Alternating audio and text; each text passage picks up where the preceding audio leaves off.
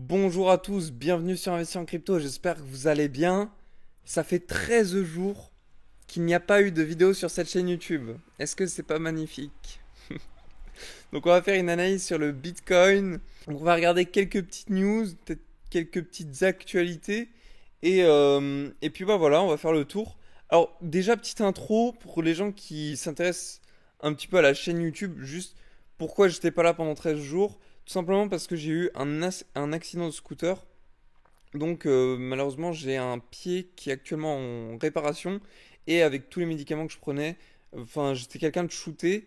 Donc j'avais pas trop envie de m'afficher sous cet angle-là sur YouTube. Et puis c'est vrai que j'aurais pu communiquer, mais c'était un peu distordu. Je sais pas comment trop vous expliquer.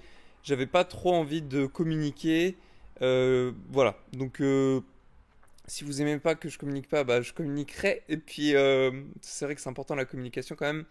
Mais du coup voilà. Donc je vous fais une vidéo et elle sera pas forcément montée. Enfin comme à mon habitude, je fais des vidéos en one shot. Mais c'est vrai que sur la chaîne, je voulais plutôt prendre un tournant, on va dire, de monter les vidéos et faire quelque chose, on va dire, de strict, de cadré, de publier à la même heure, etc. Mais je me rends compte que finalement, si j'ai des anomalies, ça arrive pas tous les jours, mais du type comme j'ai pu rencontrer avec mon pied de cassé, et ben malheureusement, je sais pas si je pourrais tenir ce genre de choses, de vous faire des choses régulières, monter, etc. Donc bon, je pense que voilà, pour pas me forcer à faire des choses que je ne peux pas tenir, je vais vous faire une vidéo one shot et puis comme ça au moins il y aura du contenu sur la chaîne YouTube. Donc allez, petite analyse du Bitcoin. Donc moi je vais vous parler de mon ressenti. Je vais découvrir en même temps que vous un petit peu le marché puisque ça fait 13 jours. Pareil, hein, j'ai pas analysé le marché. Je vais vous faire part de ce que je pense. Bon, rappelez-vous, je vous avais fait des petites analyses par rapport au scénario que j'envisageais le plus sur le Bitcoin, notamment par rapport au stock to flow. Ça, c'est un graphique que j'aime beaucoup, tout simplement parce que c'est le graphique qui nous permet de déterminer le côté cyclique du Bitcoin. Et quand on l'observe, ce graphique-là, eh ben, on sait qu'on va en fait rentrer dans ce qu'on appelle la période du bear market. Vous voyez cette zone-là en verte, c'est la période qui nous a montré dans le temps que quand on était dans la zone verte foncée bleue, eh ben, on était dans la zone de bear market. Alors, qu'est-ce que j'avais pu vous montrer par rapport à ça? On a beaucoup de liquidités à aller chercher. Alors, ce que j'appelle liquidité, c'est tout simplement le nombre de positions qui ont été enclenchées à la vente. Alors, je vais vous retrouver les liquidités puisque je les ai positionnées. Elles sont juste ici. Et vous voyez, en vert, les lignes vertes correspondent finalement aux liquidités à prendre. Alors, on en a au sud, on en a au nord, et on en a beaucoup quand même à aller chercher en haut. Notamment 60 000 dollars au plus grand. Et le problème de ça, c'est que je vois mal le Bitcoin partir direct aux 12 000 dollars sans même aller chercher ces fameuses liquidités parce que ça ferait trop de gagnants sur le marché. Partie du principe qu'on sait qu'il y a énormément de liquidités à aller chercher au nord. Voilà ce à quoi je m'attendais en termes de scénario. Alors on va les activer un par un. C'est pas ça. C'est celui-ci. Donc ça c'est le scénario auquel je m'attendais le plus 13 jours de ça en arrière. Et aujourd'hui, bah, il y a quelque chose qui me turlupine un petit peu. Déjà, quand on regarde le S&P 500 et le Nasdaq, ce sont des courbes qui voilà, se reflètent un peu de la même manière. Quand je te mets le Nasdaq, c'est la même chose que le S&P 500. Et qu'est-ce que tu peux remarquer? Bah, tout simplement qu'ici, on a une chute au niveau des marchés risqués. Donc cette chute-là pourrait très bien continuer vers le bas. Si elle continue ainsi, le Bitcoin pourrait prendre cher et partir en dessous de cette fameuse zone des 28 600 dollars.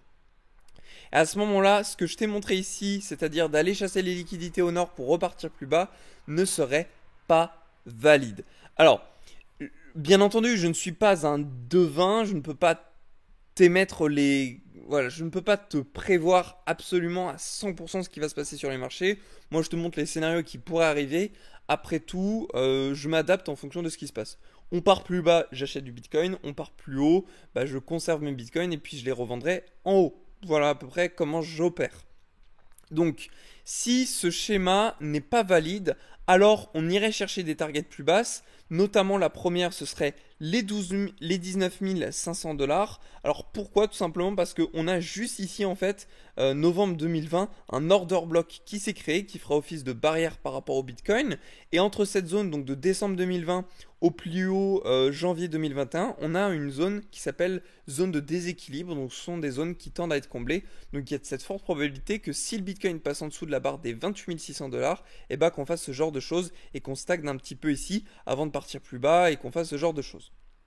Après, on peut très bien faire ça, remonter, etc. Bien évidemment. Donc, par rapport à ce qui se passe actuellement sur le marché, eh ben, ce qu'on peut en déduire par rapport notamment au S&P 500 Nasdaq, mais également par rapport à l'order flow, le nombre de positions qui ont été prises, on pourrait donc dire que là, le Bitcoin a plus de probabilité de casser la barrière des 28 600 dollars, d'aller chercher les 19 500 dollars, que de partir à la hausse. Pourquoi? Parce qu'ici on a dépassé les 67% au niveau du nombre de positions acheteuses. Et quand on dépasse ce niveau-là, bah, généralement dans le temps, ce qu'on observe, c'est quand on dépasse la ligne rouge, et bah, le Bitcoin part à la baisse, d'un point de vue graphique. Donc ça, ce sont des points à enregistrer, à retenir, à savoir que si on est dans ces zones-là, et en plus de ça, le marché américain est vraiment baissier, et ben le Bitcoin a toutes ses probabilités de casser cette zone des 28 600 dollars. Donc ça, c'était d'un point de vue graphique. Pour moi, je suis plutôt baissier. Je m'attends plutôt à ce que le Bitcoin aille chercher des zones basses, 24 000, puis 19 000.